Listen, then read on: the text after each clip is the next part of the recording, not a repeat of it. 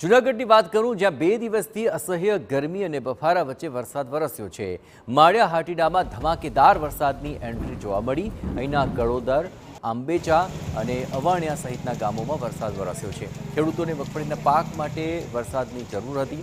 વરસાદના વિરામ વચ્ચે હવે પાક પણ સુકાવા લાગ્યો હતો, ત્યારે વરસાદ થતાં ખેડૂતોમાં ખુશીનો માહોલ ફરી છવાઈ ગયો છે। તો જૂનાગઢ અને આસપાસના વિસ્તારોની અંદર વાવણી પછીના વરસાદની તાતી જરૂરિયાત હતી અને એ જ વખતે ધરતીના તાતને આ વરસાદની હેલી વરસતા તેની ચિંતામાંથી મુક્તિ મળી ચૂકી છે। આપણે જણાવીએ કે વરસાદ થયો જેને કારણે ખેડૂતો અત્યારે ખુશખુશાલ જણાઈ રહ્યા છે। આપણે પણ જણાવીએ કે અહીં આખા સૌરાષ્ટ્ર પંથકની અંદર વરસાદની હેલી અવિરતપણે જોવા મળી રહી છે અને ભારે બફારા બાદ આજે સવારથી જ વરસાદ શરૂ થઈ ચૂક્યો છે, જ્યાં માળિયા હાટીનાની અંદર ધમાકેદાર વરસાદની એન્ટ્રી થઈ। મુખ્ય બજારોની અંદર પણ વરસાદ બાદ પાણી વહેતા થયા।